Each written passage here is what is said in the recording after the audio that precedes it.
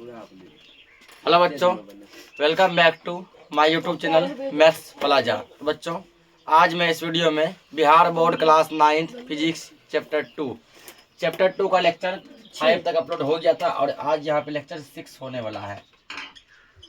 आज हम इसमें चाल और वेग पे जो न्यूमेरिकल प्रश्न बनते हैं, जो अंकिक प्रश्न बनते हैं, वो मैं देखने वाला हूँ। ये पहला क्वेश्चन देखते हैं।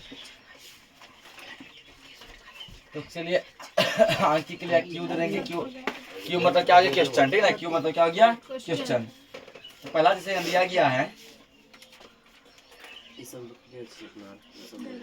एक वस्तु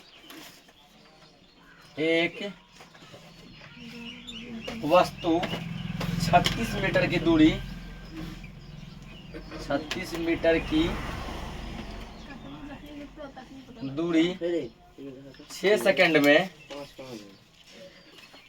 6 सेकंड में तय करती है।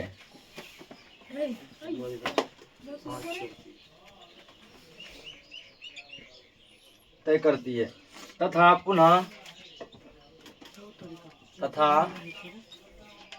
पुनः 36 मीटर की दूरी 4 सेकंड में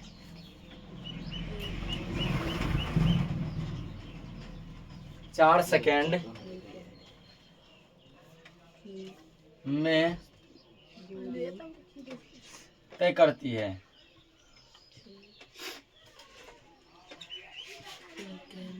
है। वस्तु की औसत चाल ज्ञात करें। वस्तु की औसत चाल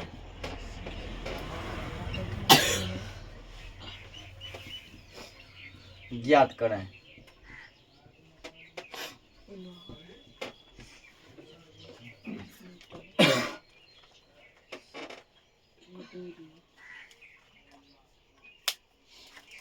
लिख लिया क्वेश्चन। दूरी 4 सेकंड।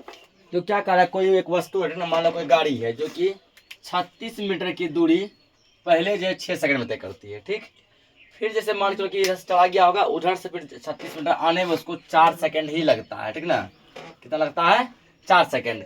नहीं, पहले 36 मीटर वो जाता है 6 सेकंड में, फिर वो 36 मीटर जाता है 4 सेकंड में। कहता है कि उसका औसत चाल क्या होगा?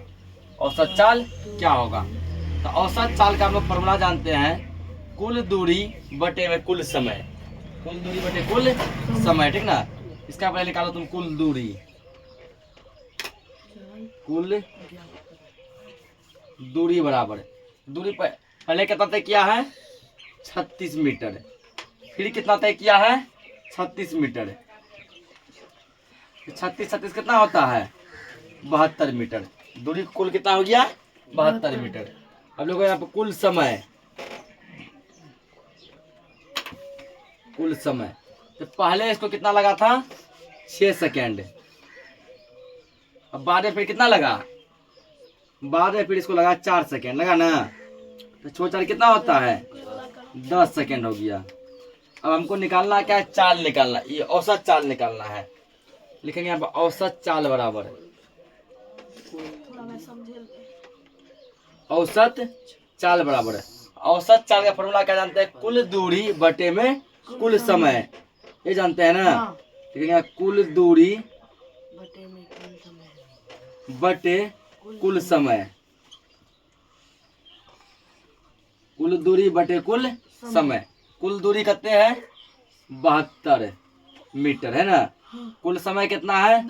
10 है। बस चाहो तो इसको कटा के ले आओ या फिर इसको पॉइंट में ले आओ। ठीक ना?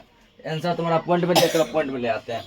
इसका ट्रिक बताए थे ऐसा वाला कि नीचे क्या को 0 है तो कितना का पॉइंट लगेगा? 1 अंक। 2 है, 1 अंक दे पॉइंट लगा दो। अब पॉइंट से पहले रखने के लिए क्या है हमारे पास? 7 है। 7.2। और चाल का मात्रा क्या? देखो ये किस में था? मीटर में। 72 किस में था? मीटर में। 10 किस में था? सेकेंड में। मीटर ये है ना, इसे इसको बोलेंगे प्रति। इसको क्या बोलेंगे? सेकेंड। 7.2 मीटर प्रति सेकेंड उसका औसत चाल है। इसको नोट करो। अगला क्वेश्चन देखते हैं। जो क्वेश्चन दिया है एक मोटरसाइकिल का वेग है 15 मीटर पर सेकेंड, ठीक ना। इसको किलोमीटर पर आवर में क्या करना है, बदलना है। तो पहले लिखेंगे हल। तो 1 किलोमीटर हम जानते हैं कितना मीटर, 1000 मीटर, ठीक ना। उसके बाद 1 आवर में जानते हैं, 1 घंटा में हम जानते हैं 60 मिनट, जानते हैं ना। हमको किसमें बदलना, सेकेंड में। अब 1 मिनट है, फिर कितना सेकेंड, 60 सेकेंड। मिनट हटा देंगे, इसको गुना करो 60 से, गुना 60, ये तुम्हारा हो गया सेकेंड, ठीक। अब हमको बदलना है, इसको इसमें बदलना है। लिखेंगे यहाँ पे मोटरसाइकिल का वेग बराबर है, मोटरसाइकिल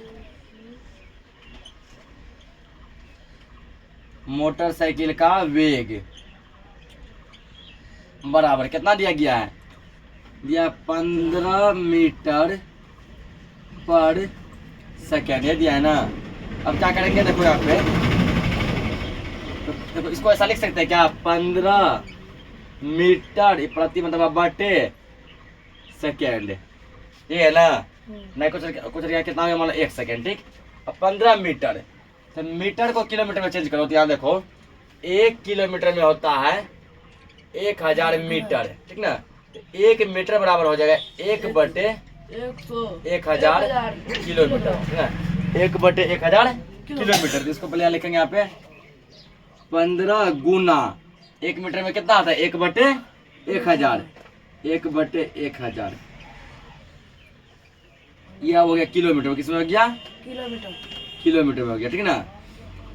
बटे, अब देखो नीचे 1 सेकेंड है ना, 1 सेकेंड। अब यहाँ देखो 1 घंटा बराबर होता है 60 गुना 60 सेकेंड होता है। यदि 1 सेकेंड बराबर निकालेंगे तो होगा 1 बटे 60 गुना 60 सेकेंड, ये घंटा आवर, ठीक ना।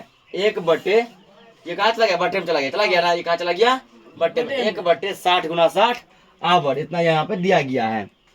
अब यहाँ इसके 1 सेकेंड बराबर ये लिखेंगे,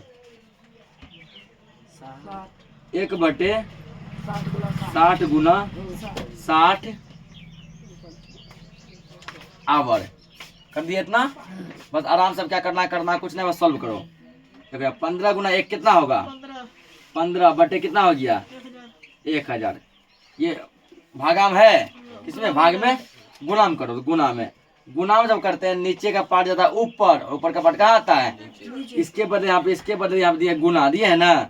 ये का 60 गुना 60 कहाँ है, नीचे है ना, जगह ऊपर 60 गुना 60 बटे 1 कहाँ है, ऊपर।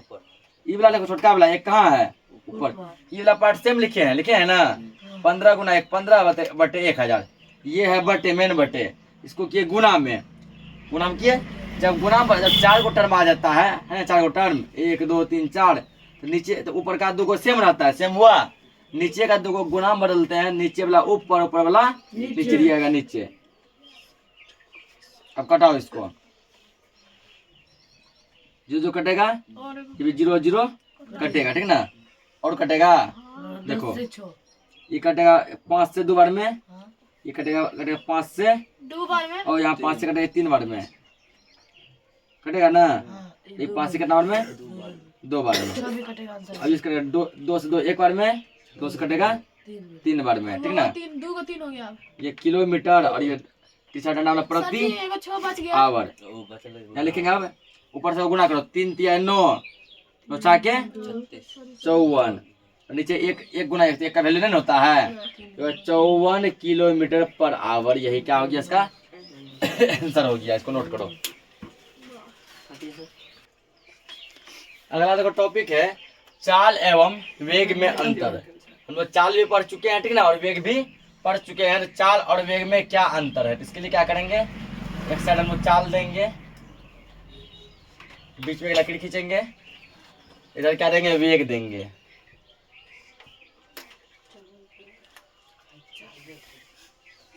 और दोनों हमको क्या दिखाना, अंतर दिखाना है। चाल और वेग जो पढ़े हैं दोनों में क्या डिफरेंस है।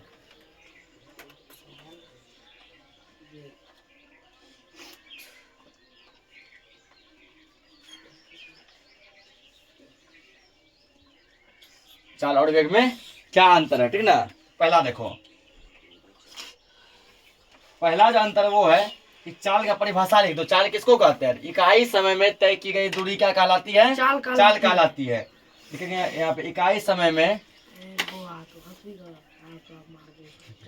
इकाई समय में,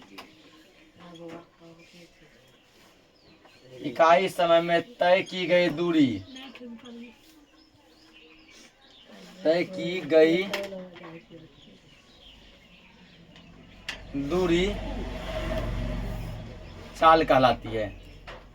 इकाई समय में तय की गई दूरी चाल कहलाती है। पहला अंतर क्या करेंगे, उसका डेफिनेशन लिख देंगे, ठीक ना, यानी परिभाषा लिख देंगे कि इकाई समय में तय की गई दूरी क्या कहलाती है? चाल कहलाती है। और वेग का भी डेफिनेशन लिख दो कि इकाई समय में तय किया गया विस्थापन क्या कहलाता है? वेग कहलाता है, ठीक ना। यहाँ लिखेंगे इकाई समय में,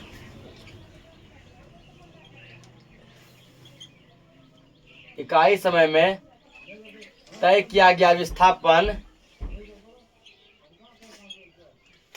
तय किया गया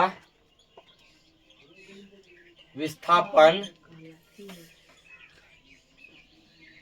इकाई समय में तय किया गया विस्थापन वेग कहलाता है।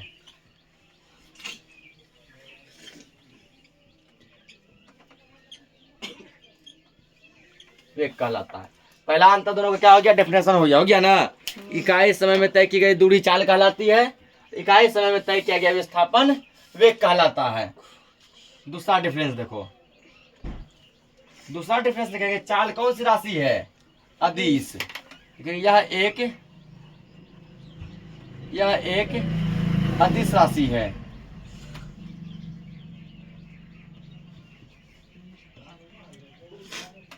और वेग कौन सी राशि है? वेग है सदिश। तो दूसरा अंतर ये हो गया कि चाल अदिश है और वेग सदिश है। यह एक सदिश राशि है। यह एक सदिश राशि है।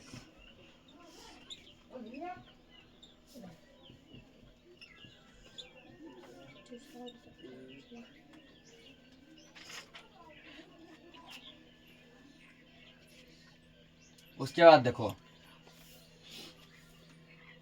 तीसरा अंतर, तो बताया था कि कितना कि वेग जो है, वेग धनात्मक, ऋणात्मक और जीरो सब हो सकता है ना।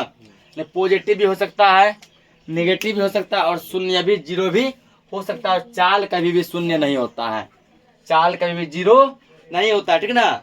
जबकि वेग जीरो हो सकता है। यहाँ लिखेंगे औसत चाल का मान, औसत चाल का मान, तीसरा अंतर में औसत चाल का मान कभी भी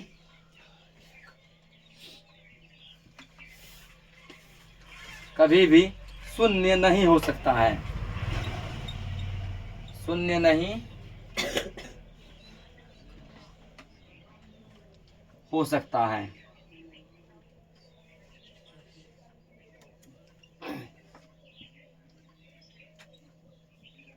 औसत चाल का मान कभी भी शून्य नहीं हो सकता, ठीक है, जबकि औसत वेग का मान शून्य हो सकता है। तीसरा अंतर ये हो गया कि चाल कभी भी जीरो नहीं होगा लेकिन वेग जीरो हो सकता है। यहाँ पे औसत वेग का मान, औसत वेग का मान शून्य भी हो सकता है,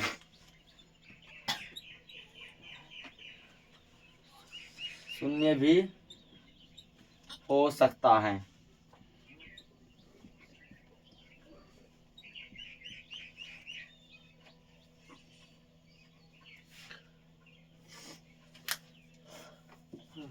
उसके बाद यहाँ लिख दो और एगो अंतर चार को लिख दो। एक समान वृत्तीय गति में, ये समझाते हैं पॉइंट क्या है। एक समान वृत्तीय गति में, एक समान वृत्तीय गति में चाल अचर रहता है।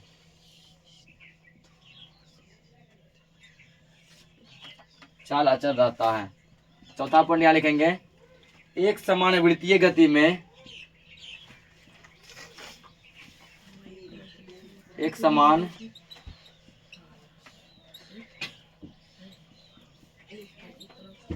वृत्तीय गति में वेग चढ़ रहता है।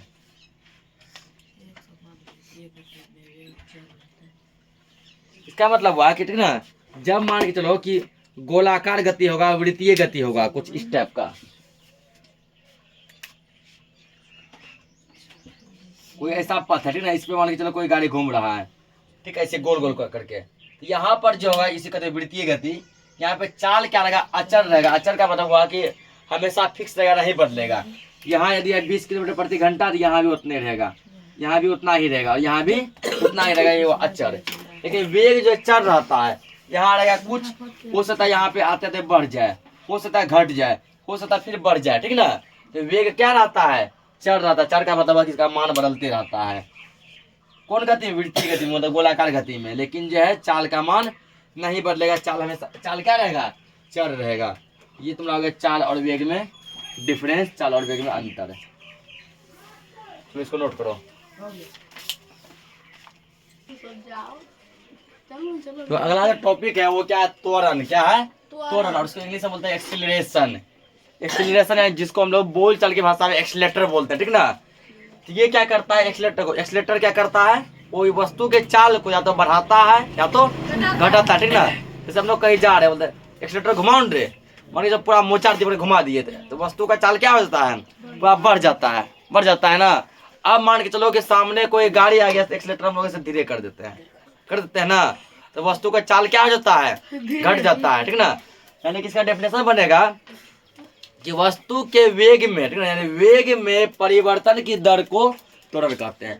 त्वरण वो चीज है, एक्सीलरेशन वो चीज है जो किसी गाड़ी में, किसी वस्तु में, किसी ट्रेन में, किसी भी चीज में क्या करता है, तो उसके वेग में परिवर्तन ला देता है, चाल में परिवर्तन लाते हैं। क्योंकि चाल और वेग लगभग सेम है ना। फर्क इतना है कि चाल में दिशा नहीं होता और वेग में क्या होता है, दिशा होता है। तो त्वरण क्या करता है, वेग में परिवर्तन लाता है। जैसे गाड़ी मान लो फास्ट चल रहा है, मान लो कि 40 की स्पीड में, अगर त्वरण दे दिए, त्वरण मतलब कि यदि एक्सीलरेशन दे दिए, एक्सीलेटर घुमा दिए, आप देखो गाड़ी का चाल बढ़ जाता है ना, 40 से 60-70 हो जाएगा। और एक्सीलेटर जब कम कर दिए, अब देखो गाड़ी का चाल क्या हो जाता है, घट जाता है, 10 से 20 हो जाता है। ये क्या किया, वेग में परिवर्तन कर दिया। पहले उसका चाल था, पहले उसका वेग था 40, एक्सीलेटर जब घुमाया तो हो गया 60-70, कम किया तो हो गया 10-20। उसमें परिवर्तन करता है, क्या करता है, परिवर्तन यानी चेंज कर देता है। यानी कि जो वेग में, जो स्पीड में परिवर्तन कर देता है, चेंज कर देता है, वही कहलाता है त्वरण कहलाता है। इसका डेफिनेशन लिखेंगे, ठीक ना। किसी वस्तु के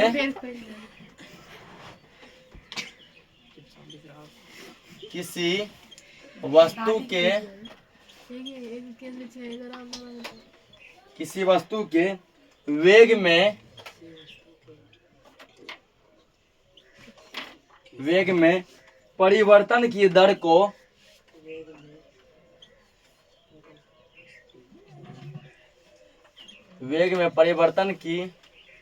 की दर को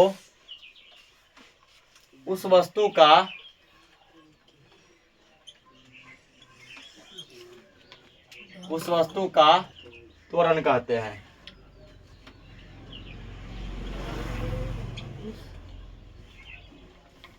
किसी वस्तु के वेग में परिवर्तन की दर को उस वस्तु का त्वरण कहते हैं।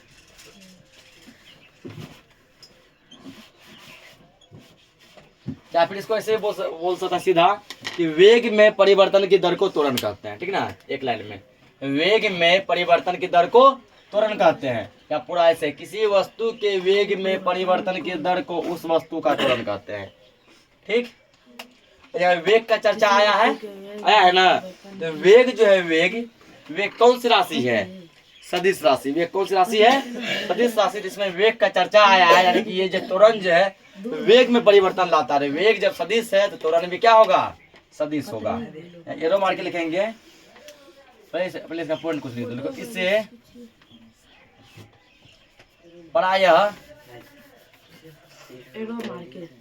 इससे प्रायः ए से सूचित किया जाता है। त्वरण को किसे लिखते हैं हम लोग, ए से लिखते हैं। ए फॉर एक्सीलरेशन, एक्सीलरेशन यानी कि त्वरण। इसे प्रायः ए से सूचित किया जाता है। जहाँ स्मॉल ए है समझ रहा है किसका बताइए जो एक्सीलरेशन है, एक्सीलरेशन यानी कि त्वरण है। त्वरण का सूत्र यहाँ बन जाएगा, त्वरण का सूत्र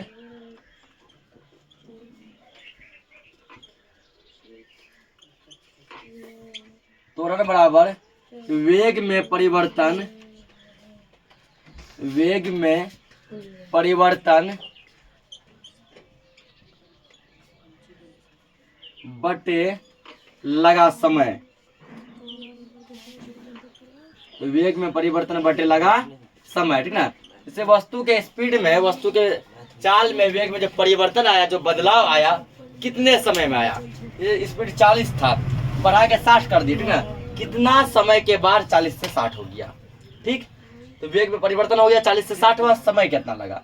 40 था, घटा के 10 कर दिए, 15 कर दिए, कितना समय उसमें लगा, ठीक ना। या फिर इसी को तो ऐसे भी लिख सकते हैं यहाँ पे, तो ए बराबर वेग में परिवर्तन अंतिम वेग को क्या होता है v माइनस प्रारंभिक वेग, प्रारंभिक वेग क्या होता है u बटे लगा समय, समय को क्या लिखेंगे t, समय क्या लिखते हैं t, यानी अंतिम वेग माइनस प्रारंभिक वेग बटे समय। यहाँ पर तुम दिखा सकता है कौन क्या है, देखो यहाँ पे जहां जहां जहां u क्या है, u तुम्हारा प्रारंभिक वेग, u क्या है प्रारंभिक वेग, प्रारंभिक वेग, प्रारंभिक वेग। अब v क्या है अंतिम वेग, पढ़ा नहीं सब वेग में, v क्या है अंतिम वेग, अंतिम वेग। और t क्या है, t है समय, t क्या है समय, ठीक ना। t फॉर टाइम यानी समय।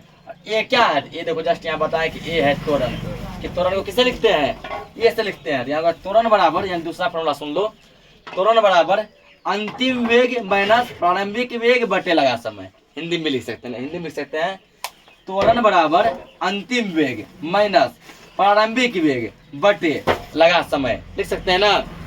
या इसको शॉर्टकट क्या लिखे, ए इक्वल वी माइनस यू बटे टी। तो पूछेगा सर वी क्या है अंतिम वेग है, यू क्या है प्रारंभिक वेग है, टी क्या है समय है। तो इसके बदले तुम ये हिंदी पार्ट में लिख सकता है, ठीक ना। इतना नोट करो, इसमें और भी एरो बनेगा अभी। तो देखो यहाँ पे आगे एरो मार के लिखेंगे इसमें,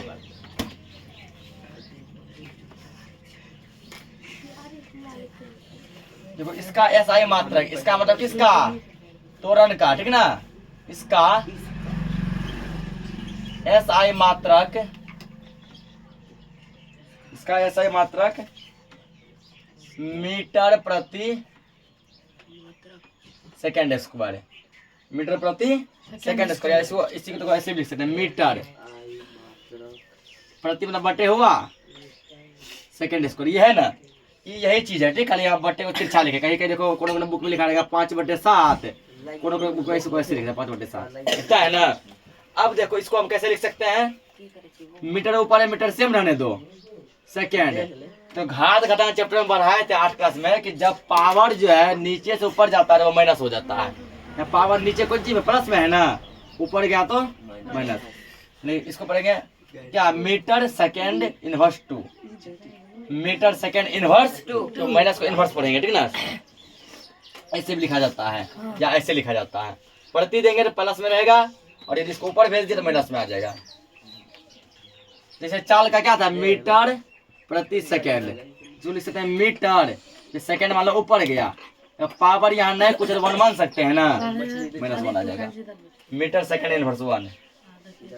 इसका ऐसा मात्रक मीटर पर सेकेंड स्क्वायर होता है, हल्ला मत करो, होता है। अब देखो इसमें चर्चा हुआ किसका, वेग का। वेग कौन सी राशि है, सदिश है। तो वेग का चर्चा हुआ है, तो इसके कारण जो त्वरण भी कौन सी राशि होगी, सदिश राशि। यहाँ लिखेंगे यह एक सदिश राशि है, यही सब ऑब्जेक्टिव पूछेगा, ठीक ना, कि त्वरण कौन सी राशि है, सदिश राशि। इसे ध्यान में रखना है। अभी तो मान लो पढ़ाया तभी मान लो याद है कि त्वरण सदिश है, चाल अदिश है, विवेक सदिश है, ठीक ना, बाद में आदमी भूल जाता है। भूल गया लगता है। दूरी कौन सी राशि है, तो अदिश है। चाल चाल कौन सी है, अदिश है, ठीक ना। वेग कौन सा राशि है, सदिश है। विस्थापन सदिश है। त्वरण सदिश है। आगे इसमें लिखेंगे और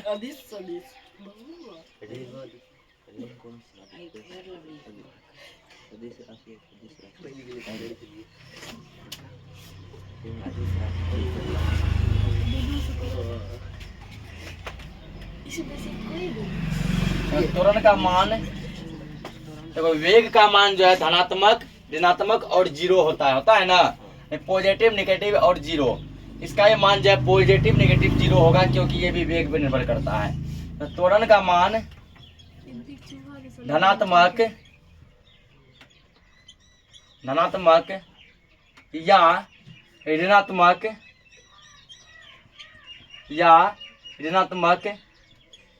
या शून्य हो सकता है, या शून्य हो सकता है।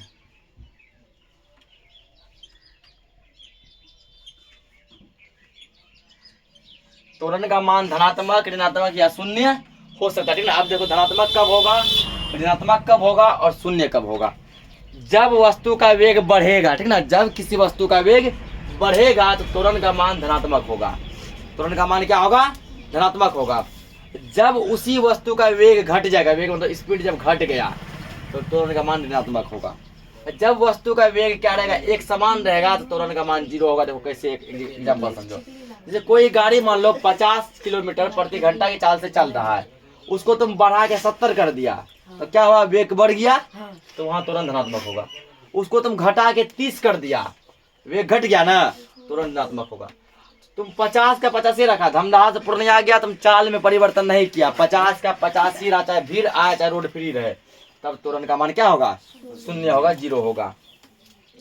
और जब त्वरण का मान घट जाता है तो वो कहलाता है ऋणात्मक त्वरण, और ऋणात्मक त्वरण को हम लोग मंदन कहते हैं। क्या कहते हैं, मंदन। तो पूछता है कि मंदन किसे कहते हैं, तो ऋणात्मक त्वरण को मंदन कहा जाता है। ये पॉइंट लिखो यहाँ पे। तो ऋणात्मक त्वरण को, ऋणात्मक यानी कि नेगेटिव, ऋणात्मक त्वरण को, ऋणात्मक त्वरण को मंदन कहा जाता है। ऋणात्मक त्वरण को मंदन कहा जाता है।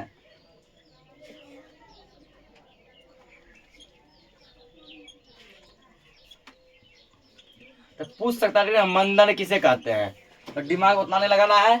जब जो है क्या होगा, तो त्वरण का मान ऋणात्मक होगा। ऋणात्मक कब होगा, जब वेग घटेगा। तो वेग जब घटेगा, त्वरण होगा निगेटिव। निगेटिव त्वरण ही क्या कहलाता है, मंदन कहलाता है, ठीक ना। इसको नोट करो, हो गया सर जी। तो अब हम लोग लिखेंगे यहाँ पे त्वरण के प्रकार, ठीक ना। त्वरण के प्रकार, त्वरण कितने प्रकार के होते हैं, स्टार देके, स्टार देके बैठो।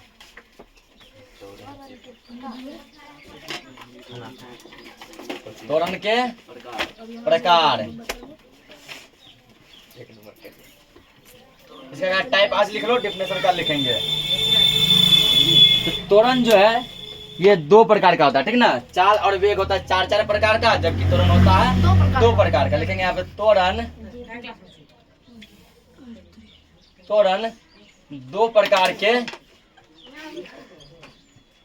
त्वरण दो प्रकार के होते हैं।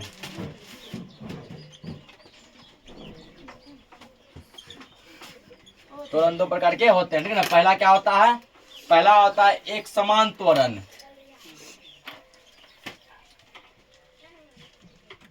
एक समान त्वरण, और दूसरा होता है असमान त्वरण। एक समान त्वरण, असमान त्वरण। चाल और वेग में क्या था, एक समान था, असमान था, फिर तात्क्षणिक भी था ना, औसत था। तो इन दोनों का डेफिनेशन हम लोग कल समझेंगे कि एक समान त्वरण क्या है, असमान त्वरण क्या है। आज के लिए क्लास को इतना ही रखते हैं, तब तक के लिए जय हिंद।